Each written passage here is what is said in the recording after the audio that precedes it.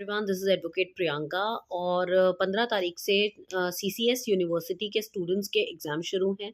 जो first semester के students हैं उनके लिए बहुत प्रॉब्लम होती है, क्योंकि वो पहली बार एग्ज़ाम में बैठते हैं और उनके लिए हर चीज़ को समझना बड़ा ही मुश्किल है कि पेपर कैसा आएगा, आंसर शीट्स कैसी होंगी, आंसर शीट में कितने पेजेस होंगे। हमें कईयों को तो ये भी नहीं पता होता कि वो बुकलेट के अलावा उन्हें एक्स्ट्रा शीट्स मिलेंगी या नहीं मिलेंगी। तो अपनी इस वीडियो में मैं आप लोगों को ये बता दूं कि 28 पेजेस की एक बुकलेट मिलती है।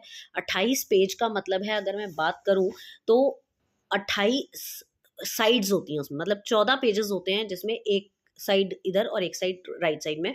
तो ऐसे ऐसे 28 शीट्स मिलती हैं आपको, और उसके अलावा आपको कोई एक्स्ट्रा बुकलेट वहाँ नहीं मिलेगी, ना ही सप्लीमेंट्री शीट्स मिलती हैं। तो आपको अपना पेपर जो है बड़े जुडिशियल वे में अटेम्प्ट करना है और उसी के अंदर अटेम्प्ट करना है। तो आप ऐसे मैनेज करेंगे शुरू से कि आपके उस 28 पेजेस के अंदर अंदर आपका पूरा 100 मार्क्स का पेपर कवर हो जाए। अब बात करते हैं कि पेपर आता कितने नंबर का है। पेपर आता है 100 नंबर का, जिसमें 3 सेक्शंस होते हैं, सेक्शन ए, सेक्शन बी और सेक्शन सी। सेक्शन ए जो होता है वो शॉर्ट क्वेश्चंस का सेक्शन होता है, जिसमें 4-4 नंबर के आपको 5 क्वेश्चन दिए जाते हैं, और वो 5 क्वेश्चन जो होते हैं वो आपको सारे करने होते हैं, उसमें कोई ऑप्शन नहीं होता। उसके बाद सेक्शन बी के अंदर आपके 10-10 नंबर के क्वेश्चन होते हैं। 3 क्वेश्चन दिए होते हैं, जिसमें से आपको 2 ही अटेम्प्ट करने हैं, वो 10-10 नंबर के 2।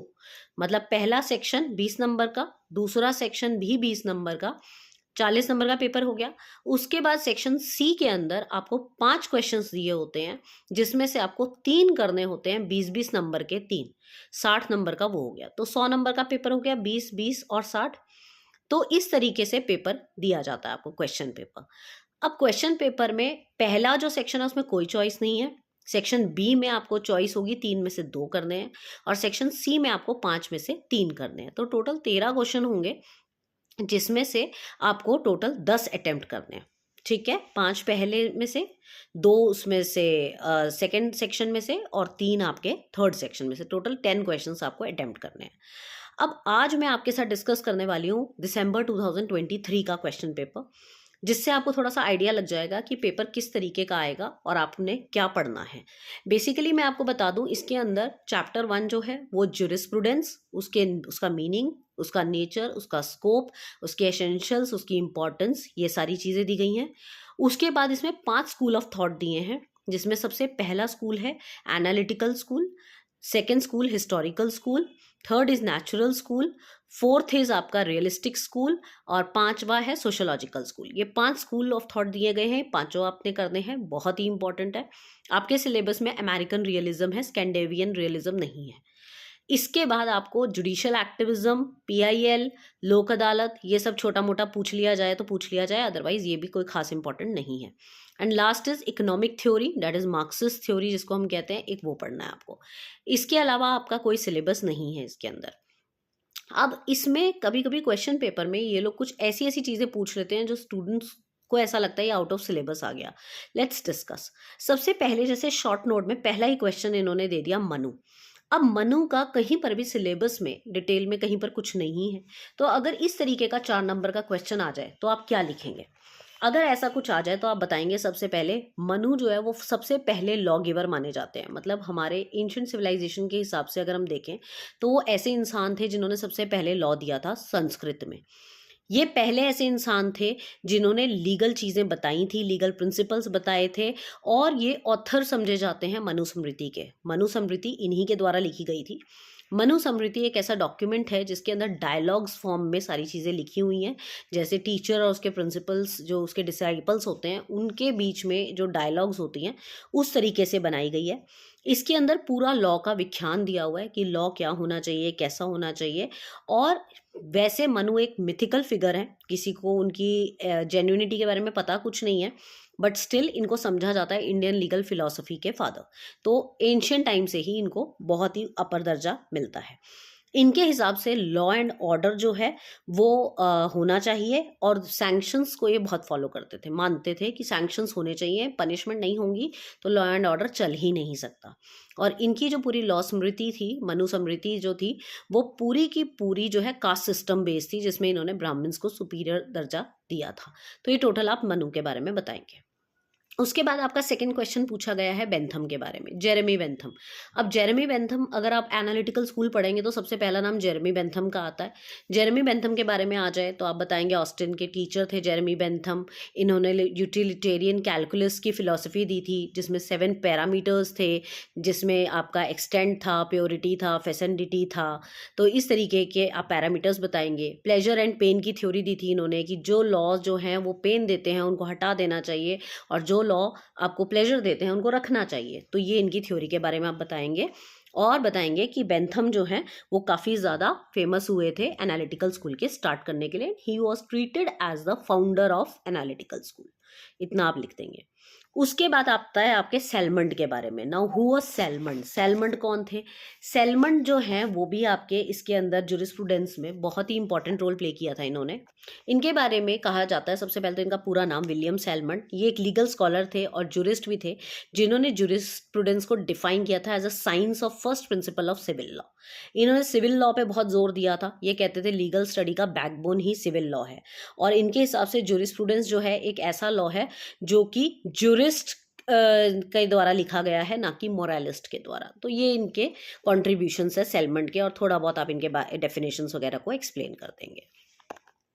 उसके बाद जो अगला क्वेश्चन पूछ रहे हैं वो पूछ रहे हैं डुगिट के बारे में। अब डुगिट के बारे में पूछ लिया तो वैसे तो डुगिट के ऊपर एक लॉन्ग क्वेश्चन आना चाहिए, बट अगर शॉर्ट में भी पूछ लें तो आप बता दीजिएगा। इनका पूरा नाम लियोन डुगिट है। फ्रेंच जूरिस्ट थे। 1859 से लेकर 1928 का इनका पीरियड था, और इन्होंने सोशल सॉलिडेरिटी की थ्योरी दी थी, जो कि इन्फ्लुएंस थे ऑगस्ट कॉम्टे और डर्कहिम से। इनके हिसाब से स्टेट जो था वो सॉवरन या सुपीरियर नहीं होता, but merely group of people होता है जो पब्लिक सर्विस के लिए एंगेज्ड है। और इनके हिसाब से division of labour is very important. अगर आपको सोसाइटी में रहना है तो आपको आपस में सॉलिडेरिटी से रहना पड़ेगा, और डिवीजन ऑफ लेबर करके ही आप रह सकते हैं अपनी नीड्स को पूरा करने के लिए। और people are mutually interdependent on each other for everything. उसके बाद नेक्स्ट आपका क्वेश्चन है कि jurisprudence is the lawyer's extraversion. Stone ने कहा था ये, इसको एक्सप्लेन कीजिए। तो इसको आप एक्सप्लेन कैसे करेंगे कि लॉयर्स के लिए जूरिस्प्रूडेंस की क्या इंपॉर्टेंस है? ऑब्वियसली इंटरप्रिटेशन में हेल्प करता है, अंडरस्टैंडिंग में हेल्प करता है, क्रिटिकल एनालिसिस में हेल्प करता है। तो ये सारी चीज़ें आप बताएंगे। आपने उसमें जूरिस्प्रूडेंस की इंपॉर्टेंस जब पढ़ी होगी तो उसमें बताया होगा कि लॉयर्स एंड जजेस के लिए क्यों इंपॉर्टेंट है, वो आप इसमें लिख देंगे। ये हुआ सेक्शन ए हमारा। अब अगर हम बात करें सेक्शन बी की, तो सेक्शन बी के अंदर आपको दिए गए हैं क्वेश्चन लॉ एंड मोरल्स के बीच में रिलेशनशिप। तो लॉ एंड मोरल्स के बीच में आप बता दीजिएगा, जिसमें लॉ एंड मोरल्स में 3 पॉइंट्स दिए हुए हैं। लॉ की स्टार्टिंग मोरल्स से है, लॉ का सारा कंटेंट मोरल पे है, एंड लॉ की एंडिंग भी मोरल से है। ये 3 कॉन्सेप्ट उसमें दिए गए हैं। ये जो है आपके HLA हार्ट के जो कॉन्सेप्ट्स हैं उसमें दिए आपको मिलेगा इसका आंसर, और आप इसको हार्ट की फिलॉसफी के अंडर ही लिखेंगे। उसके बाद अगला क्वेश्चन आपको दिया गया है difference between Austin and Kelsen. Austin की थ्योरी और कैल्सन की थ्योरी के बारे में लिखना है। कैल्सन ने कौन सी थ्योरी दी थी? ग्रननॉम की थ्योरी दी थी, और उसने प्योर थ्योरी बोलते हैं उसकी थ्योरी को, जिसमें उसने कहा था constitution is the main source of every law. And Austin ने क्या कहा था? Jurisprudence is a positive law and it is a law backed by law which is command of sovereign backed by sanction. यही दोनों चीजें आपने explain करनी है और दोनों का डिफरेंस बताना है। थर्ड इसी में जो क्वेश्चन है वो है jurisprudence is the I of law. ये जो डेफिनेशन दी गई है इसके बारे में बताना है कि जूरिस्प्रूडेंस को आई ऑफ लॉ क्यों कहा गया है। पहले तो ये बता दीजिए किसने डेफिनेशन दी थी, उसके बाद बताइए कि आई ऑफ लॉ क्यों कहा गया है। क्योंकि आंख का जैसे काम एक बॉडी के अंदर होता है, वैसे जूरिस्प्रूडेंस में का जो रोल है वो लॉ में आंख की तरह होता है। ये मार्गदर्शन करता है लॉ का कि किस तरीके से आपको चीज़ों को इंटरप्रेट करना है, किस तरीके से समझना है, समझाना है, एनालाइज करना है। तो as eyes are important for the body, so as jurisprudence is important for law. उम्मीद करती हूँ आपको सेक्शन बी भी समझ आ गया होगा। You have to do 2 question out of this 3। Now coming on to section C. हमारे सी में 20-20 नंबर के 5 क्वेश्चन है, जिसमें से आपको 3 ही करने हैं। पहला क्वेश्चन दिया हुआ है रॉस्को पाउंड की थ्योरी आपको बतानी है सोशल इंजीनियरिंग की, जिसमें उसने ये कहा था कि सोशल इंजीनियरिंग मतलब इंजीनियर्स जो हैं वो सोसाइटी में बहुत ही इंपॉर्टेंट रोल प्ले करते हैं। जैसे कि एक बिल्डिंग को बनाने में एक आर्किटेक्ट का काम होता है, इंजीनियर्स का काम होता है, उसी तरीके से लॉयर्स का काम होता है सोसाइटी को बिल्डअप करना, लॉ एंड ऑर्डर को मेंटेन करना। ये बहुत ही फेमस थ्योरी है रॉस्को पाउंड की। तो ये आप पढ़ेंगे। उसके बाद आता है jurisprudence the philosophy of positive law. ये तो ऑस्टिन की डेफिनेशन ही है कि ये पॉजिटिव लॉ की फिलॉसफी है, जिसमें वही law is command of sovereign back by sanction बताना है। एंड पॉजिटिव लॉ इसलिए क्योंकि वो ये बोलता है कि व्हाट इज, वो इस चीज में बिलीव करता है, वो नॉर्मेटिव लॉ में नहीं बिलीव करता कि व्हाट ऑट टू बी, वो बिलीव करता है व्हाट इज पे। तो यहाँ पर आपने वो सब एक्सप्लेन करना है। थर्ड वेरी इंपॉर्टेंट जो आपको हर पेपर के लिए करना है, definition, nature and scope of jurisprudence. ये आपको पक्का क्वेश्चन एक ज़रूर आएगा, आपने इसको करके जाना है, जिसमें आप ज्यूरिस्प्रूडेंस की डेफिनेशन बताएंगे, ज्यूरिस्प्रूडेंशिया का मीनिंग बताएंगे, 2-4 राइटर्स की डेफिनेशन बताएंगे, नेचर स्कोप बताएंगे, इंपॉर्टेंस बताएंगे। इसके बाद आपको रियलिस्ट मूवमेंट ऑफ ज्यूरिस्प्रूडेंस मतलब रियलिस्टिक थ्योरी बतानी है। इसके अंदर आपको जो लास्ट अमेरिकन रियलिज्म का कॉन्सेप्ट है, जिसमें सारा मॉडर्न कॉन्सेप्ट बताया हुआ है, वो सारा आप इसके अंदर एक्सप्लेन करेंगे। And finally the 13th question is Kelsen pure theory of law, जिसमें अगेन आपको ग्रैंड नॉर्म की थ्योरी बतानी है, जो कहा गया है कि constitution is the main sources of law. जिसने भी ज्यूरिस्प्रूडेंस के 5 स्कूल ऑफ थॉट को अच्छे से पढ़ा है, उनके लिए पेपर बिल्कुल मुश्किल रहने वाला नहीं है। आप बहुत अच्छे से तैयारी कर सकते हैं। उसके बावजूद अगर किसी को कोई डाउट हो तो हम कल एक बहुत ही स्पेशल क्लास चलाएंगे, जिसमें आप एनरोल करवा सकते हैं अपने आप को बहुत ही मिनिमम चार्जेस के लिए, जो 2 घंटे की एक क्लास होगी, जिसमें हम सारा का सारा जो ज्यूरिस्प्रूडेंस का कोर्स है उसको रिवाइज कराएंगे। कल मॉर्निंग 11 बजे तक या 12 बजे तक आप अपना एनरोलमेंट करा सकते हैं। क्लास शाम को होगी, उसमें आपको पूरा ज्यूरिस्प्रूडेंस 2 घंटे में रिवाइज कराया जाएगा। एंड आई एश्योर यू कि आप पेपर क्लियर करेंगे। Thank you so much.